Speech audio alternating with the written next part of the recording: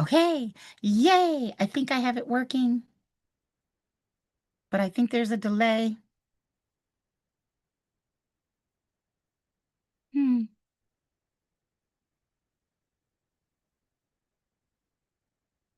Okay. So now I look crazy staring off into different directions, but that's okay. I think it's just us now. Hey Caroline. Hello, Caroline. Hi. It's so glad you're here. We'll see who else shows up. So, for my daytime students, you all can go ahead and you know what? I'm going to go to my other screen so that we are not seeing me or you. All we're seeing is my share. So glad this is working. Caroline, thank you. Thank you so much. I love you, Caroline. You're just the greatest. And boom. So in a moment, you all are going to see my iPad. That is great. And no, resume. Uh-oh. You know, I'm gonna need this thing to work better today. So let's see. You all are not seeing what I need you to see. You're seeing iPad, cable. What are you all seeing? Okay, you're seeing that, but why is it on a corner? Resume, resume. My students, what do you all see? Do you see my iPad on a weird corner? What do you all see? You can unmute and talk to me. I see your sheet, but it's kind of like Weird, right? yeah, it's Yeah. not flat. It's not flat. And Caroline, It's I know there's a delay, but I think that's what you're seeing too. it's an So angle. Yeah. I know why. Okay, let me stop share. Let's try it again.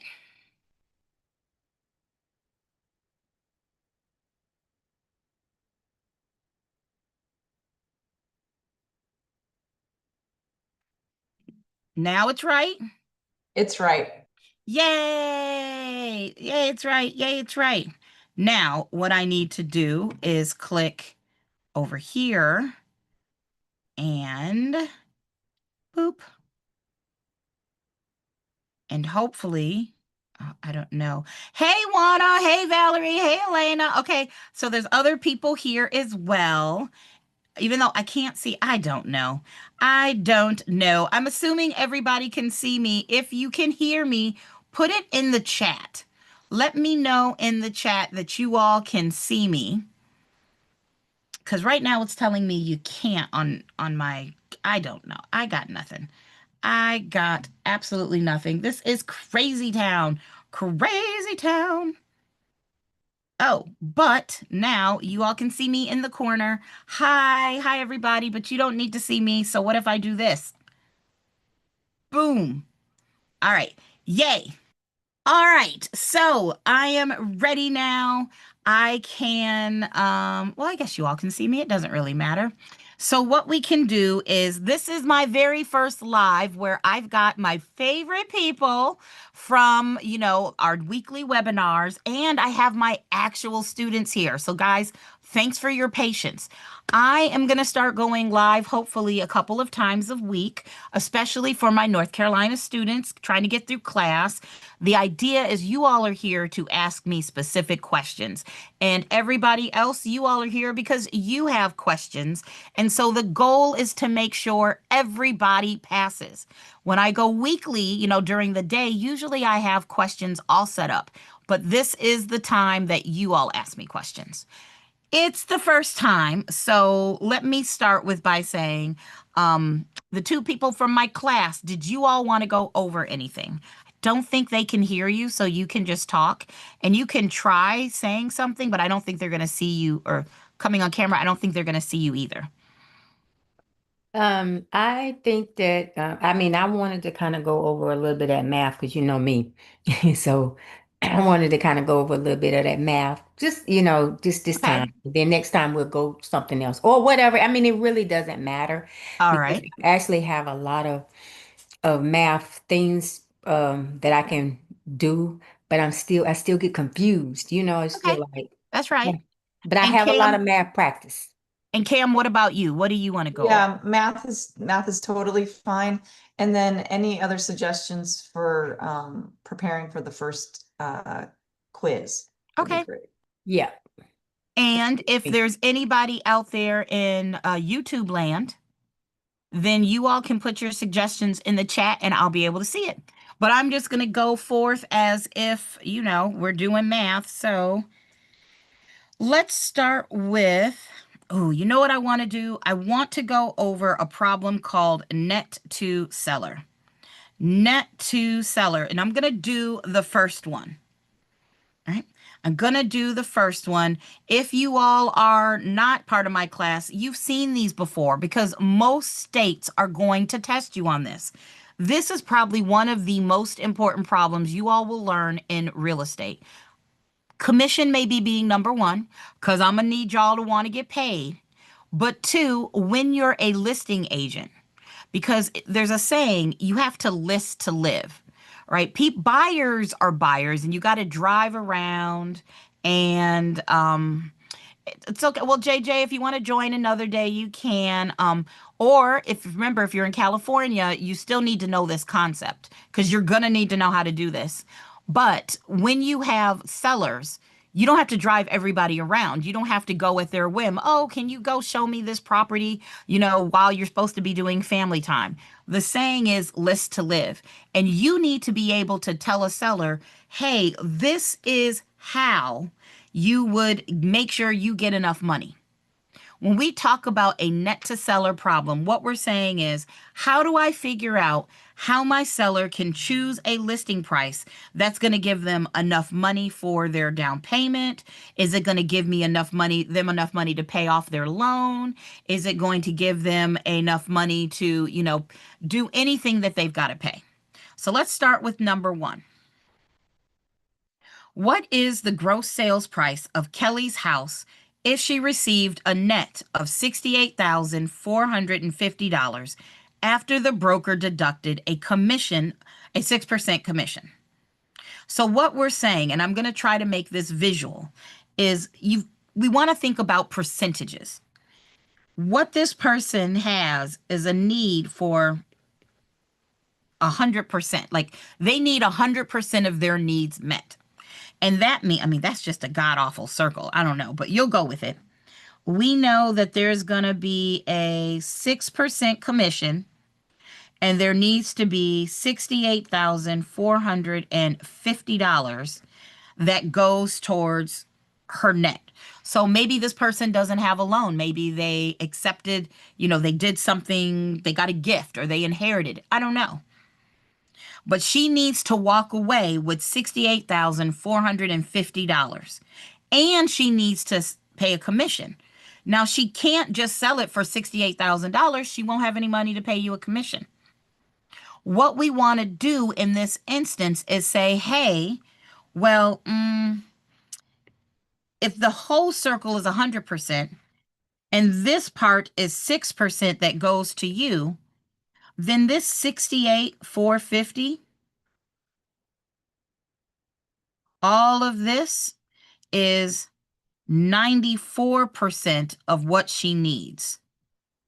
Basically, what I'm saying is whatever the minimum sales price is, if you multiplied that by 94%, that would give you 68,450. 68,450 isn't all that she needs. 68,450 is 94% of what she needs. So Cam and Latanja, does that make sense? You all, they can't hear you anyway, I don't think. So Yes, that makes Yes. yeah, that makes perfect. sense. So now we can solve for this. How do we solve for this? Well, we do this by actually, let me ask the students that are watching. If you're watching on YouTube, can you hear when my students are talking? I'm not actually quite sure. So if one of y'all, of my students on YouTube will tell me if you can hear my students that are live with me, just let me know. But anyway, we want to solve for the minimum sales price. We've got to get rid of this times 94. So we're going to do the opposite. We're going to divide it by 94%, which means divide it by 94% over here. And that means our unknown number is 68,450 divided by 94%. And that's going to give us, drum roll please,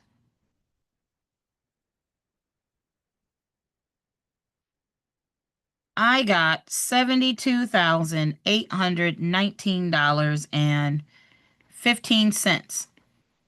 Didn't ask me to round, but that would be my number. Okay, they can hear you. Cam and Todd, say hi, guys. Hi. Hi. Yay, they can hear you. Cool. Thanks, guys. Thanks, webinar people.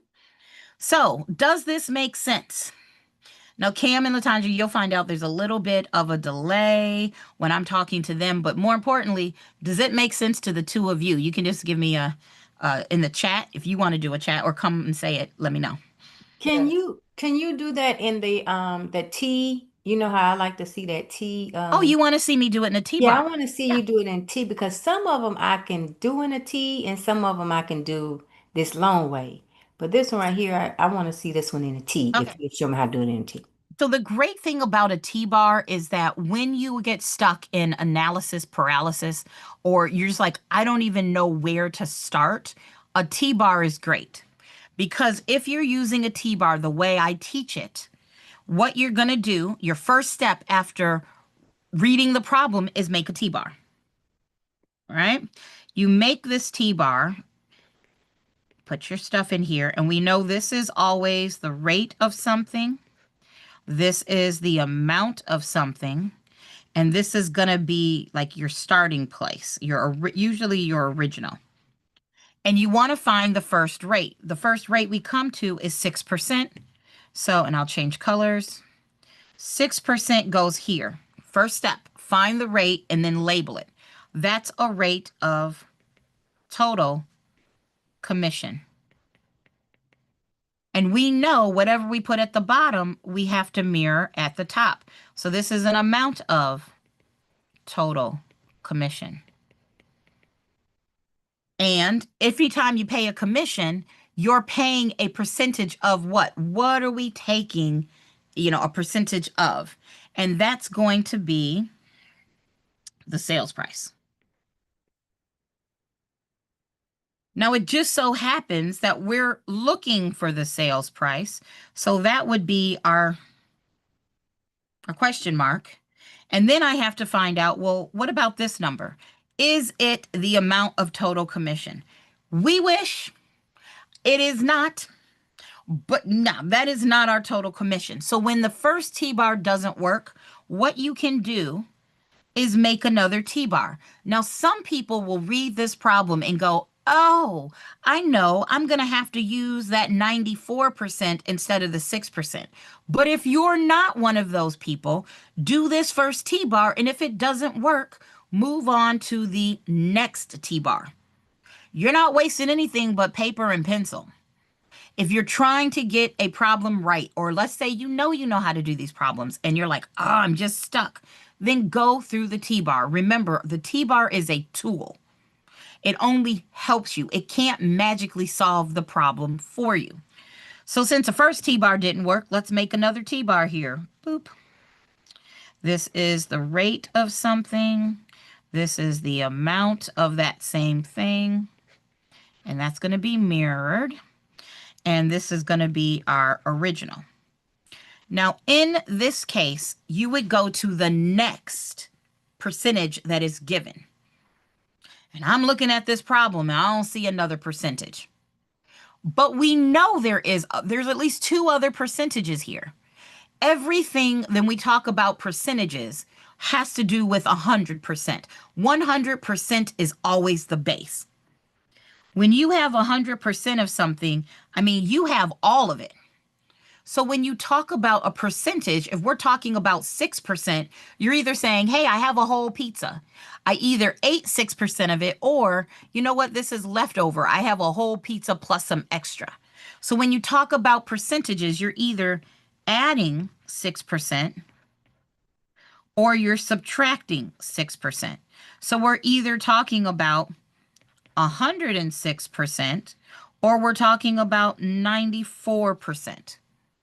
You need to make another T-bar, but they didn't give us another percentage. We need to come up with it. Does that make sense, Latanja? I can't Yes, see it you. Okay, does. there you go. I was like, normally I can see you, but I can't see you today.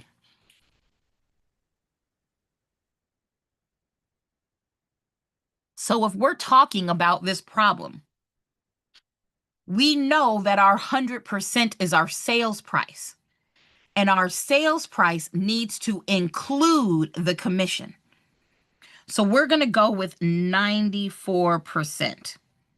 That's the one we want because 106% would be the sales price plus some more. We don't want that. We want everything to be within that 100%. So I'm going to put 94% here. And I like to call 94% the EBC, which stands for everything but the commission. I'm going to run out of space. Okay, let me ask you something. Mhm. Okay, so does the rate with using the T-bars, does the rate which would either be the percentage or the dollar amount of the rate always go on that right hand side? That's how I do it. I mean, Okay. because the two bottom numbers are always multiplied, it doesn't matter which is which. I just always put it on the right-hand Right side. hand side, okay. Because that's what I'm used to, that right hand side with the rate, and then the Mhm. left hand side with the value, and then the top part is either the amount or whatever you're trying to get to. You know what I mean? But go ahead, go ahead, go Mhm. ahead, go Nope, ahead. you're good. You're good. So you've got this 94%, and it's everything but commission. Because you remember when I made that circle, this was the 6%, and all of this was everything but the commission and the sales price. So I call that the EBC, the everything but commission. And we know when we do a T-bar, if we wrote EBC down here, then we're going to write EBC up there. Our amount of everything but the commission. What is the total dollar amount of what the seller needs without the commission? And then your original would be, well, your sales price. So you two with me? Yes. And again, if you're watching on YouTube, you Yes. can still put it in the chat whether or not, you understand. Right? So if you need me to go over something and you're in the chat, then let me know and I'll explain it. So now I can go through and we'll change colors again. I know the 94%, either this problem is telling me an amount of everything but commission or the sales price. And we know we're looking for the sales price. And lucky for us, this 68,450 is our EBC or everything but commission. So I can stick that up top. And now remember TGIF, top goes in first. So I would literally put into my calculator 68,450 divided by 94%, which is exactly where we got before. That's what we had before. It's just a different way to get there when you look at the math problem and you have no idea what to do. Yeah, because this TGIF, that's the first time I'm ever seeing that. That's a good thing too. And when I learned off of the T-bar. And I think that's why I like the T-bar, Yeah, because I was like, okay, I can always remember to put the right side, the left side, and the top to figure out what I'm trying to do, and that tells me whether I'm going to divide or multiply. And that's why I exactly. always ask for that T-bar. Okay. hmm Okay. T-bars are great. Some people like them, some people don't. I like when so Cam might not need the T-bar, but if she gets to the test and she's like, I've completely lost all knowledge, then she can go through. She can, go, okay, let me make a T-bar. All right. Yes. So Tara, you asked if I could re-explain the 6 or the 94. So to do that, let's talk about something else you all need to understand. Because whether your test on it or not, everybody needs to understand the process of, or the concept of profit or loss. So let's say I had a purse and I sell it on Facebook Marketplace, which, let's be honest, y'all, Facebook Marketplace is the devil and the greatest thing ever at the same time. So addicted to shopping on Facebook Marketplace. And I tell you, I sold a purse for $750. And then I asked you, did I make a profit or did I make a loss? Did I take a loss? Which one? And the answer is you don't know. All profits and all losses are based off of what did Candace originally pay?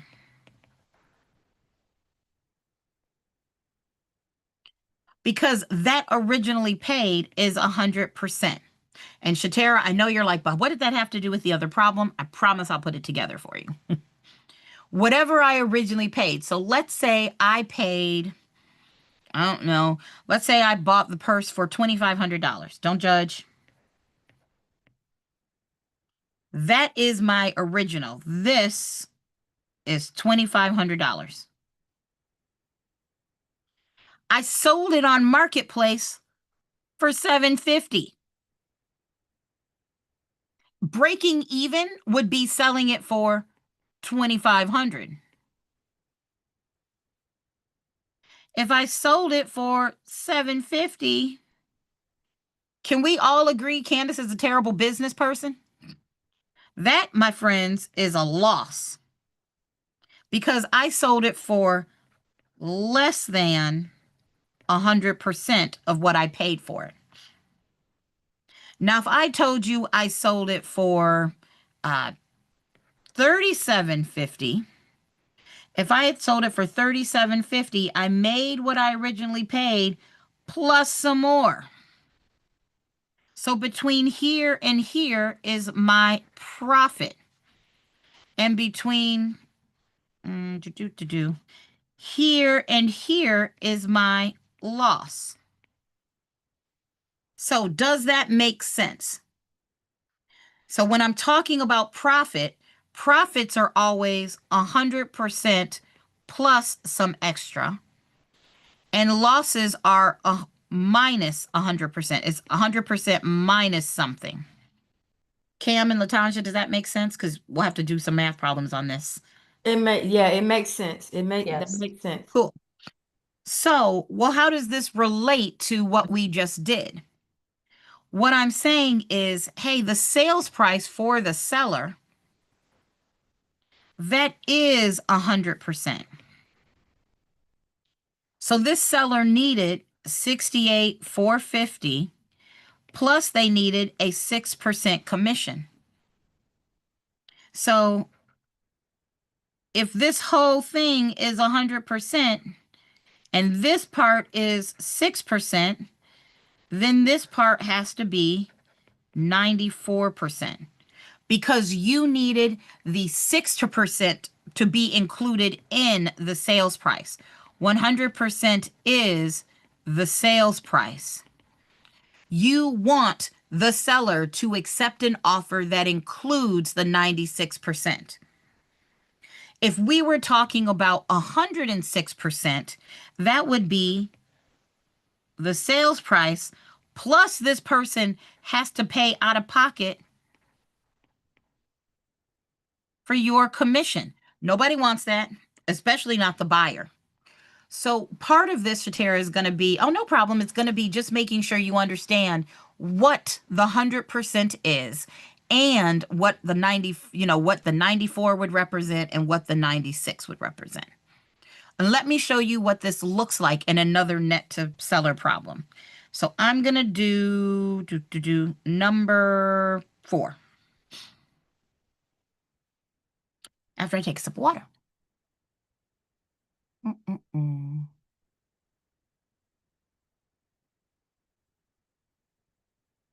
All right. What is the least amount that Karen must sell her home for if she must pay off a $262,619 first mortgage, a secondary mortgage of $13,000, and a $25,000 line of credit, and she needs to pay her broker 5.5%? Okay, Home Show owes a lot of money, but that's okay. We're not here to judge. We listen, we do not judge. I love that saying because I'm the judgiest of the judgy. Team Petty. So instead of doing the circle this time, I'm going to just draw our little box. We know Karen needs $13K for the first mortgage. Check. And she has, oh, I forgot the big one. She has a 262,619. All right. I forgot the loan. That's the secondary mortgage.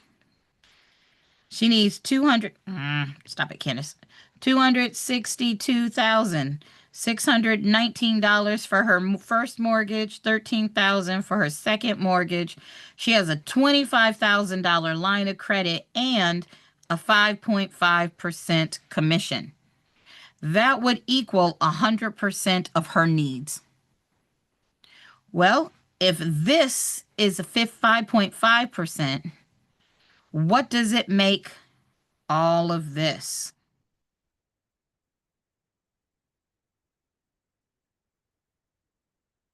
That would be, what is that, 94.5? Pretty sure I just did that math in my head right. This would be 94.5%. That's our EBC. Because when we do the T-bar, you could sit there and like we did before, say, oh, there's 6%. Uh-oh, that doesn't work. Some of you will have to do that, and there is no shame in your game. Did you get the problem right at the end? Great. Done.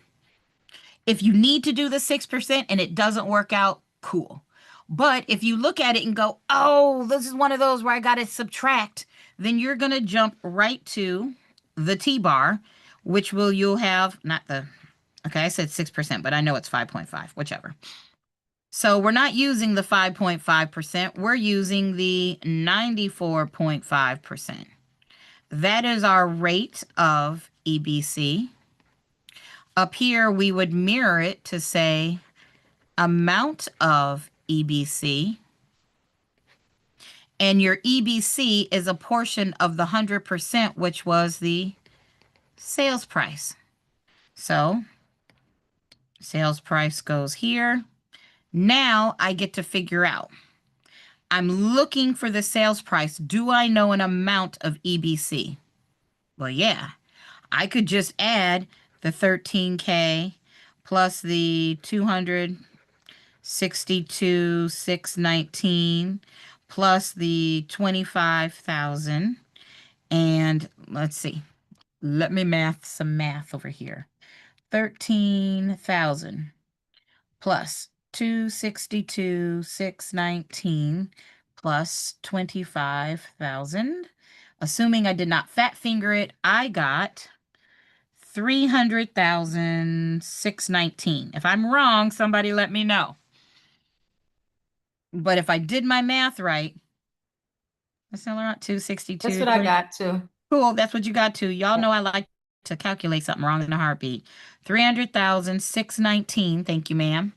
And since we know it's a top and a bottom, top goes in first, what I would do is say, and I pick a different color just because my notes are messy, I would say 300,619 divided by 94.5%, and that gives me 318. There we go, 115 and some change. Uh-oh, what just happened? Something happened.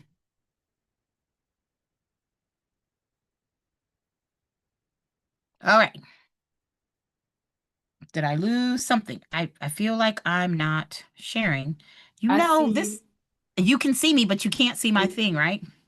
Yeah, Right. we lost your. You went back to normal. You went back to just us Y'all have witnessed what I've been going through with Zoom today. You all have all seen it. day. You two have seen this today. Me and Yeah. Zoom, we gonna have some issues, Zoom. Get it together.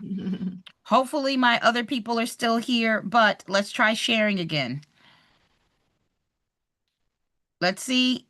And 5, 4, 3, 2, come on, share. Wait, what am I sharing? I have no idea. No, it should be sharing. Why won't Zoom let us be great today, ladies? Why is Zoom not letting us be great? Let's try this again.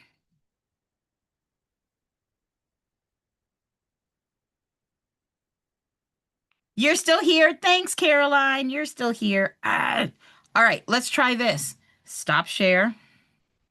Earlier today, what I needed to do was restart my iPad. So let's do that real quick. But while I do that, so they're seeing me, but not you all. Did that make sense? So Cam and Latanja, did that make sense? And then Yes. my people on YouTube, did that make sense? We're just restarting my iPad because, Yes. And I like the T-bar. well, I'm glad you like the T-bar. I like this T-bar. The T-bar is our friend. The other way seems so long or something It's You just know, like I think confusing. Maybe it seemed like confusing or something. I don't know. I use the T-bar for when I see new math I've never seen before, but then when I understand the math problem, I don't need a T-bar. And I think it's okay. Yeah. I've definitely had students that use the T-bar all the time. I have students that never use a T-bar. I have students that use the T-bar specifically for like finance math. So I know, you all have seen some of that finance math. The T-bar can be really helpful when you've got these long problems and you're like, which freaking number did you want me to start? Why do I have 17 numbers? Yep. What is this? Yep. All right. I restarted the iPad. Maybe there's an iPad update that I'm missing. I don't know. I'll try to figure it out. Let's see. Now I go here. Let's try it again. Drum roll. Let's see if it works. And everybody do a little rain dance. I don't know.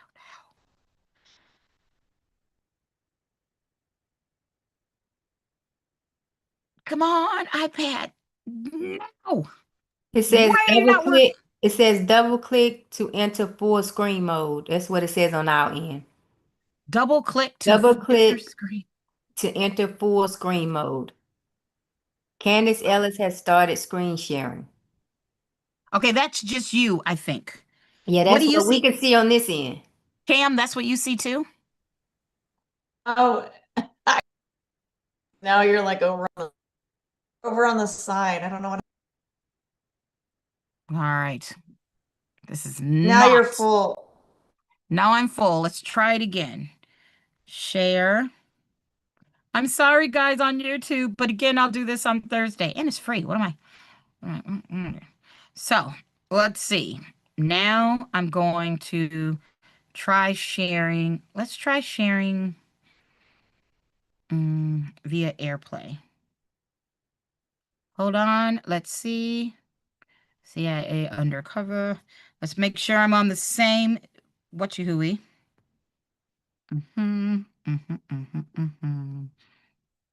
Which Wi-Fi am I on? Okay, I'm on the same Wi-Fi, so I should be able to AirPlay. Allow. I got nothing. Oh, wait, on my thingy, press screen share. Boop. All right, let's see.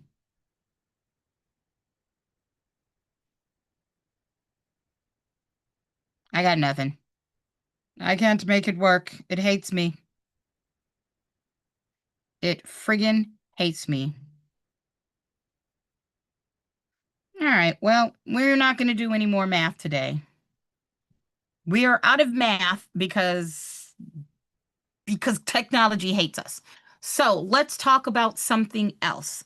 Cam or Latanja or anybody else, you see me but nothing else, anybody else in YouTube, Is there a topic? And because Cam and Latange, you can go from any of the chapters in the book if you want. Is there a topic that somebody wants me to discuss that hopefully does not take my iPad? Because this is some BS. Anybody? Nothing? I mean, you can go through. You can go through any of them. I mean, we can always use to go back to.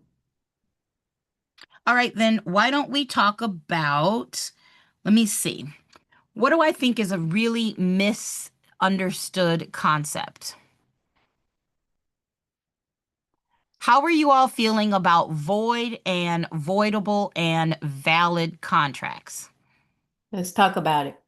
All right. Yeah, we Void, can talk about it. void, valid, voidable. That is a topic that so many people, I swear I teach this once a week. So when we talk about a valid contract, we know there has to be 4 things present. MCLL. 4 things present: mutual agreement, consideration, legal capacity, lawful objective. Mutual agreement, we know that you have to have a meeting of the minds. You know that there has to be like, hey, I agree. I'm offering this for the house. Okay, I agree to take this for the house. And we also know that when we're talking about real estate, we don't have that agreement of the minds until the buyer gives an offer with their signatures and initials. And if the seller likes it, the seller needs to sign an initial, but we're not under contract until somebody from the seller side tells somebody from the buyer side that we are under contract. When we say meetings of the mind, then that means that you have that agreement. And I see you, Danielle, some joint tenancy and tenancy in common. We'll do that next. So, meeting of the minds, everybody agrees. Consideration is the thing of value that is exchanged. And if you were watching the webinar earlier today, we had a question about how that consideration could either be money, it could be Panther tickets or football tickets, basketball tickets. It's the thing of value. There's got to be something exchanged. You've got legal capacity. Everybody needs to be over 18, not high, not drunk, not, out of their minds, whatever. And there has to be legal objective. I had to think about it for a second. It's 8 o'clock at night here. Legal objective. Even if I wanted to hire Cam to kill my ex, talk to me later, Cam. I'm just kidding. I don't have. So if somebody from the government is watching it, that was just a joke. But even if I wanted to hire her to kill my ex, she signed the contract. And I was like, here, Cam, here's $5,000 now, and I'll give you the other $50,000 when he's dead. And then she took my $5,000 and didn't kill my ex. She can't sue me. We never had a contract because that's not a legal act. Unless you want it to be, Cam. Just saying. Or anybody else. So, no contract. A valid contract just means it has all of those things. If it's missing one of those things from the very beginning, it's just not there. Like it's illegal to hire somebody to kill people. That's a void. It's just a void nothing. It's not even a contract. It's kind of like a misnomer. It's a void contract. It has no legal bearing whatsoever, and Cam and I are going to jail. Don't worry, Cam, I'm breaking us out. Got you, girl. So that would be a void contract. It never had one of these features, and thus it has no legal anything, which is different than voidable. Voidable is when you have a contract that looks valid, but it's not. It looks like it's good, but it's not. So let's say I have an actual legal contract with you, Cam.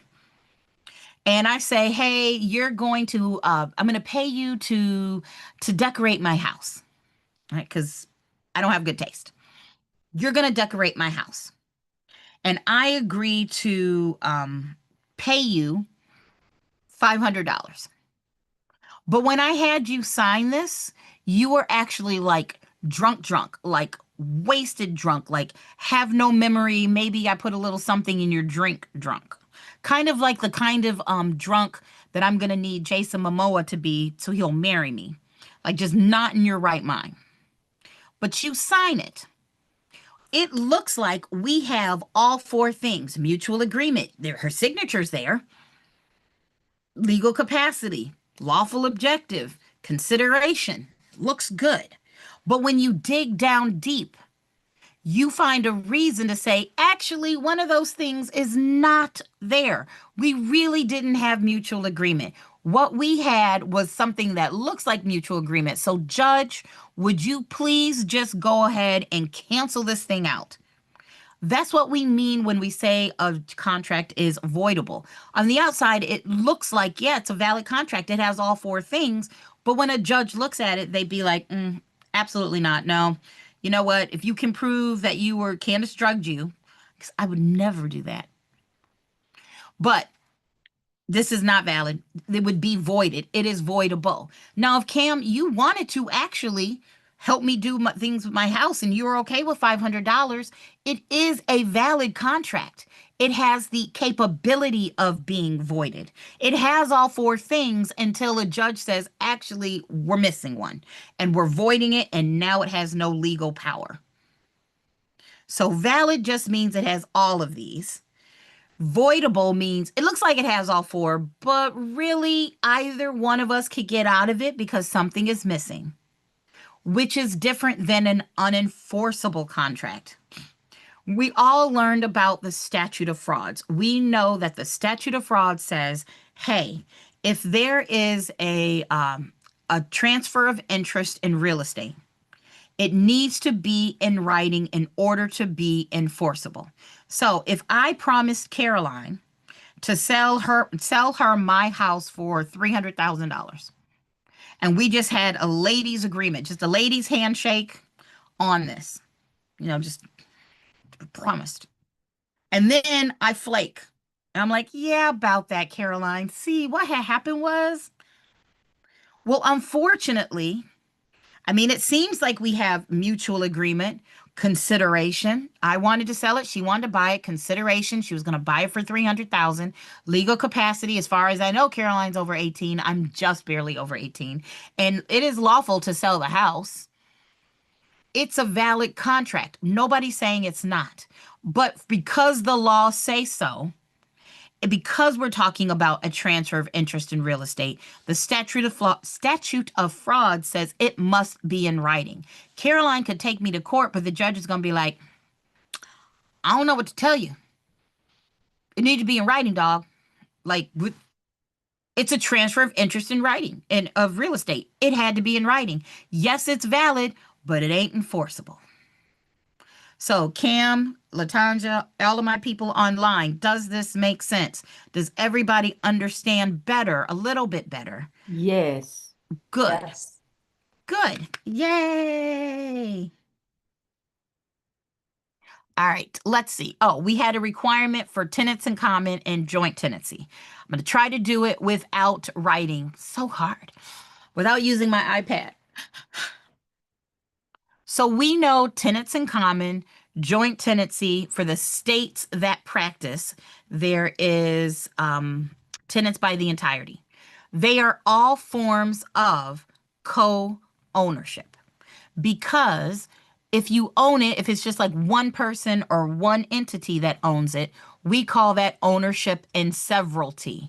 Think of the word sever, not several. Like you cut off a piece and then there's just one by itself. Yeah. Like if I cut off a finger, I've severed my finger and now that finger is by itself. It's been severed. Ownership in severalty. That was a little dark. I got to stop watching Criminal Minds. I just used cutting off my finger as an example, y'all. I got to start watching happy shows. Funny. That was a good one, though. Because I just watched an episode of Criminal Minds where the guy was getting their fingers chopped off. But That maybe made me understand it. you understood it. That's all that matters. So it's been severed. When you talk about tenancy in common and joint tenancy, It's one of those things where you've got co-ownership. There's more than one person who owns it, right? Tenancy in common is your default. Okay. Let me go back. Danielle said you read that also a 6-month lease doesn't have to be in writing. So yes, Danielle, I didn't want to go into too much detail, but each state statute of frauds can be a little bit different. So when it comes to leases, most states are going to be leases over a year have to be in writing, most states. But for those in North Carolina, it's leases over. Actually, Cam or Latange, do you know the number? Might not remember it. The number for what? For the leases? Yes, if it's longer than how long? Leases more than how long have to be in writing? In 3 You? years? 3 years, Oh, right. 3 In years. North Carolina, it's 3 years. Everybody not in North Carolina, you need to look it up what it is for your state. Generally, it's a year, but you need to know it for your state. Right. So there you go. So I didn't want to mention leases, but since you did, hey, there we go. Okay. So what was I talking about? Oh, joint tenancy, tenancy in common. Tenancy in common is your default. Tenancy in common is what you would have thought happened before you all took real estate class. If 4 people own the real estate, one A, B, C, and D own the real estate together, they have equal access. If 4 of us own the property, I can't be like, well, guys, I'm using it 360 days of the year, and you all can use those other 5 days as much as you want, but you can't be here. Absolutely not. We get equal possession. Now, even if I put in 99% of the equity of the house and, the rest of the other 3 only put in the other 10%, it doesn't matter. Doesn't matter. Everybody gets equal possession. And if you decide, and you know what, Candace is the worst. I don't want to be a co-owner with her. You could sell. I can't stop you. And now there be, person L. Or if you die, sorry, we're not going to kill off me. We're going to kill off you. But if you were to die, it would go to your heirs. Okay, if I were to die, it would go to my heirs. So it's nothing, I don't want to say it's nothing special, but there's nothing weird about it. It's just like any other property. If I owned a car and I died, then it would go to my heirs. If I have debts and I die, it goes to my heirs. It's just like everything else in life. If I don't want it anymore, I sell it. Where you get messed up is joint tenancy. And the best way to remember it is you would never pass a joint to your kids. Hopefully, if you're a halfway decent parent, you would never pass a joint to your kids. Joint tenancy means that you do not have the ability to give your heirs your interest in that joint tenancy. If and when you die, in joint tenancy, you have the right of survivorship. And the right of survivorship means it's the remaining owners that would take over your ownership share. So if you had A, B, C, and D that each own 25% and D dies, that 25% that belonged to D now gets split evenly between A, B, and C. Cool. They each have 33 1/3. All right. But this also means we've now given A a reason to get rid of B and C. I really got to stop watching Criminal Minds. All these thoughts are running through my head. Ooh, you could do that and you could do this. But A could be looking around like, oh, now I have 33%. And if I were to kill off B and C, I would have 100%. And this is America. This is the people. And it's not just Americans, it's everybody. We all are kind of a little bit shady. We don't want to make it real easy for people to gain from others' deaths. So we put some qualifications on this. If you want to be a joint tenant, there are 4 things that have to be there: possession, interest, title, and time. They all need to be there. There must be equal possession. There must be equal interest. You had to get title at the same time on the same document. Now, if you're in North Carolina, we know interest doesn't have to be the same. If we put it, we can have it different. But for everybody else, and I'm going to say this with all my chest, and for my North Carolina people, when you take the national side of the test, you're going to go PITT. The national side, PITT. If you're in North Carolina and you take the test on the North Carolina side, you just have PTT. So, but I'm going to go with PITT for right now. If you want to be a joint tenant, you never pass a joint to your kids. You've got to show PITT. Possession, interest, title, and time are the same. So if you have A, B, C, and D is like, oh no, we were just at A, B, and C. I already killed off somebody, didn't I? We're just with A, B, and C. A, B, and C. I do the 3 this way. I don't know, y'all that do 3 this way, you're just weird. So I'm going to do 3 this way. You got the 3. Well, what would happen? What was I even talking about? Joint tenancy. Oh, we say C. C's looking around and maybe I'm A. Candace is looking a little weird. Candace, otherwise known as A, she's been eyeing us up like we're a piece of chicken and she's hungry. Or you, chocolate ice cream. Anytime. I don't even have to be hungry. I'm just kind of looking at you with a strange glint in my eye like, I could have her portion. What C could do is sell. C could sell their interest to person Z. So now there would be 3 owners, A, me, B, somebody else, and here comes Z from over here. Me and B are still joint tenants, which means if B goes away, it would be me with their share. But over here, Z does have equal possession. They do have equal interest, but they did not get it at the same time and on the same document. Because remember, C sold to Z later on. Oh. So A and B stay joint tenants. Z, they are a tenant in common. I cannot profit from Z's death, because tenancy in common is going to their heirs. So I'm assuming, Latanja, since we heard that, that makes sense to you. Yeah. Yay. Good. Yes, and I see you, Caroline. You said TTIP. Yep, some people teach it that way. Get you to the same place.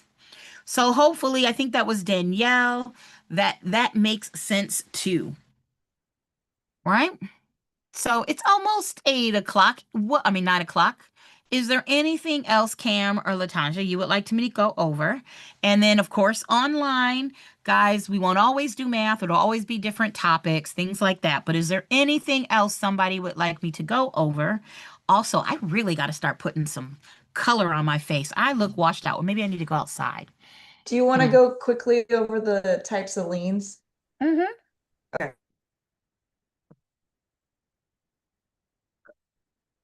Types of liens. Well, we know a lien is a type of encumbrance. A lien is a type of encumbrance, and that means that it's something that limits the value or the use of the property. By itself, a lien is a charge against a person or a property. Somebody or something owes some money. So we're going to separate it into those 2 things. Either a property, like a piece of real property owes money, or a person owes money. If it's a piece of real property that owes money, that's the specific lien. If it's a person that owes money, that's a general lien. So types of specific liens: mortgage liens, real property tax liens, mechanics liens. All of those are things where it's one property that owes money. So again, Cam, I gave an example earlier of you decorating my house. If you decorated my house, we had a contract, and then I don't pay you, you could put a mechanics lien on my house. It's just that one house. If, of course, I've married Jason Momoa and I've got 4 houses, You could only take me to court and force me to pay, like to sell that one house to pay that lien. The money I owe you for decorating attaches to one piece of property. It is a specific lien. Now, for my North Carolina people, so if you're not in North Carolina, just plug your ears for a second. For my North Carolina people, you know you have to file that lien within 120 days of the last day you did any work. It covers you to the first day, and you have 180 days to file suit. And apparently, we're getting visited by a cattail. Hi, kitten. Go away. So that was the North Carolina thing, the 120, 180. But a mechanic's lien would be a specific lien. No problem. Oh, Trix, you were here. Hey, Trix, I didn't see you. Bye, Trix. I'll see you Saturday. So just repeating one more, 100, you have 120 days to file, but up to 180 days. To file okay, so there's filing the lien and filing a suit. So if you're not in North Carolina, just kind of listen to the basics. You finish on July 1st. From July 1st, you have 120 days, which is, what is that, 4 months? You would have July, August, September, October to file a lien at the Register of Deeds, because you file liens at the Register of Deeds to give constructive notice, right? Concurrently, you've got 180 days, which is 6 months. So July, August, September, October, November, December. By the end of December, you needed to have sued me for the money. You can't use the lien system as an accountant in bookkeeping. Like, you have to actually go after me for the money. So the 180 and the 120 run concurrently. Does that make sense, Okay, Cam? that makes a lot of sense. Yes, Cool. I got it now. So you file a lien first, and then the next one you file a suit. I don't know if it has to be in a certain order. I just know those two numbers run concurrently. Okay. Makes sense. Okay. So we know that that's a specific lien because it's specific to one property. I could have 3 houses and I don't pay the mortgage on one of them. The bank can only take the one house that I didn't pay the mortgage on. It's specific to that one property. Got it. But then you have general liens. And the easiest way to think about general liens is going to be the IRS lien, IRS tax lien, federal or state income tax liens. If you don't pay your income taxes, they can sell your car, your boat, your house. They can take your freedom, which is kind of like selling your services. It attached to you. So if you owe the IRS money and then you win the lottery, the IRS is getting their money. If you owe the IRS money, you inherit some money, the IRS is getting their some money. Because remember, liens are filed and people can look them up by name. And this is why buyers and sellers have title companies, because we want to make sure that if the seller is selling the house, they have enough money to do so because they don't owe too much in liens, whether it's general or specific, and to make sure that the buyer's getting clean title. So, does that help? Yes, Miss Cam? Is it real property tax and property tax, state income tax, federal income tax is all general?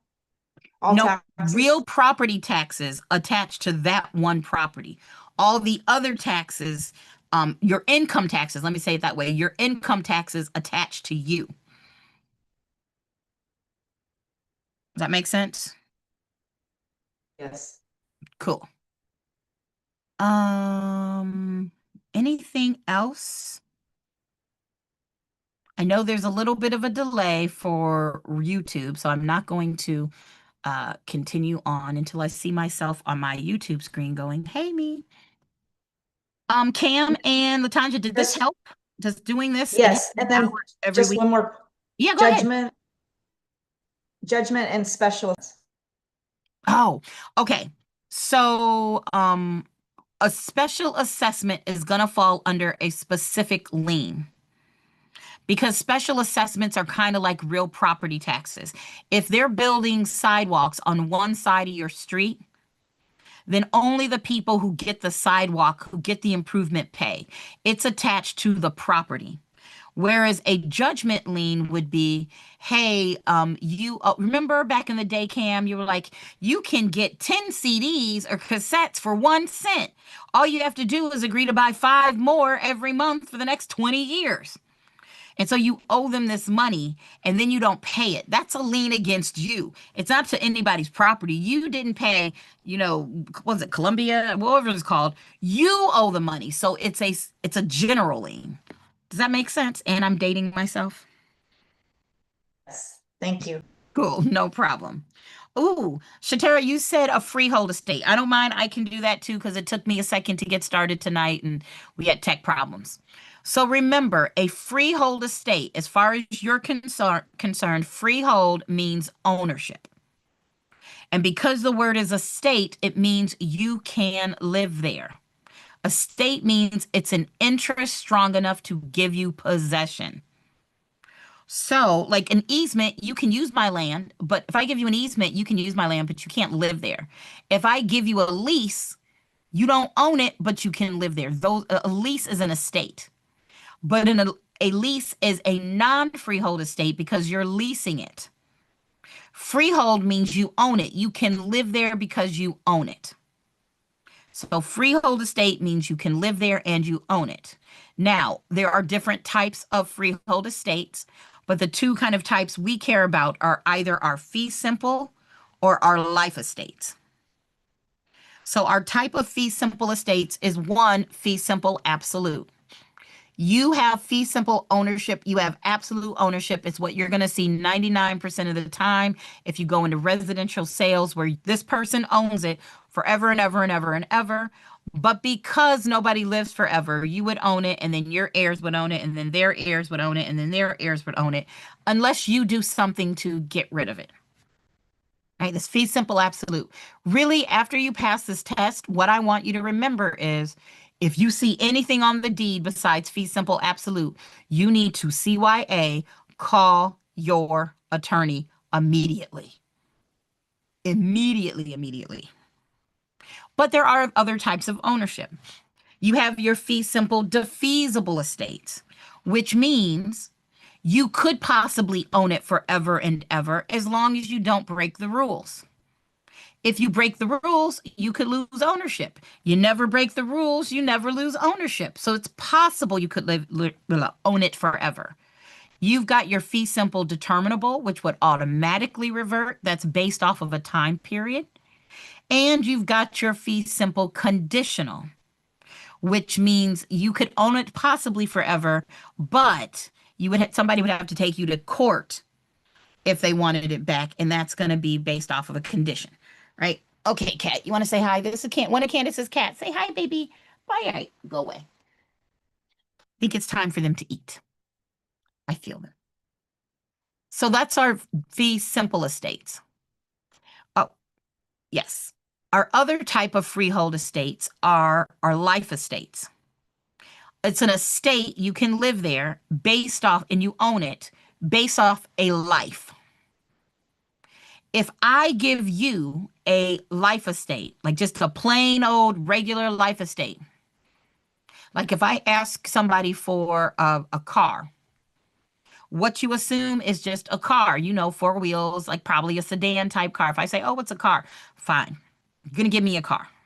If I ask for an automobile, you probably say, oh, here's a car. That's what you probably think of. Just like if I said, name a laundry detergent, you probably went Tide. I mean, like, it's just the basic. It's just okay. And that life estate means you own it, the new owner owns it as long as the new owner is alive. Whenever you see the words life estate, ownership is based off of a lifetime. Whose lifetime? The new owner's lifetime. That's why we call it the life tenant. They were never going to own it forever because nobody lives forever. They could never pass it to their heirs because they only own it as long as they're alive. And when they die, it goes either back to the original grantor or it would go to a remainder man. Right? If you mean Poratri V life estate, you have to say Poratri V life estate. Bye, Shatera. If you mean Poratri V, you have to say Poratri V. Poratri V means for the life of another. And what that means is that I could give you a life estate but not for your lifetime, for somebody else's lifetime. So I might give a life estate to Matt Damon as long as Ben Affleck is alive. Matt, it's yours as long as Ben Affleck's alive. But when Ben Affleck dies, Matt, your stay is over. Now, because it's a Port Atreides life estate and Matt's ownership is based off of Ben's life, if Matt dies first, his heirs can own it up until Ben Affleck dies. That's what we mean, Port Atreides, for the life of another. But if we're talking about Port Atreides, it's got to say Port Atreides. If a question just says life estate, then we just mean basic life estate. If they mean Port Atreides, they'll say Port Atreides, or they'll ask you, what type of ownership is this? If the life tenant, the new owner, is going to own it for their own life, the life tenant and the measuring life are the same, that is a regular old life estate. But if the measuring life and the life tenant are different, that is a Port Atreides. And remember, Port Atreides is a different language and it's a different life, measuring life. So that might help. That was a lot. So, Cam, Latanja, anything else I can go over for you? I think that was amazing. I think that was, Thank you so yeah, much. awesome. You're good. Awesome. Oh, thank you. Well, hopefully y'all will come on Friday. My YouTube crew, I will see you all on Friday, which, Fridays, 3 p.m. Eastern. Come with questions, y'all, or do exactly kind of like what Latanja just did or Shatera did. Say, hey, Candace, can you go over X? Or if there's a question, whether it's math or in general, if it's specific, type it out, put it in the chat. I'd be glad to go over it for you. This is your time to talk to the teacher where we're not, as the teacher, if you have one, I'm not stuck to, I've got so much to get through in the hour. I can break it down and go at a pace that you need. Or if you're taking this course online and you don't have a live teacher, now take advantage of this time to ask somebody, because reading it and only reading it is not easy. So guys, thanks for being so patient as I figure it out. And I guess I will see you either Friday or I'll see you Monday. Friday. Yes? Thank you. All right. I think I'm Bye. gonna come Friday. All right, bye-bye. See you Friday. Bye, guys. And to my YouTube people, thank you. We're going to work on it. We'll work on making sure my iPad doesn't go out. And again, remember in August, I'll start doing more and more lives. So, bye.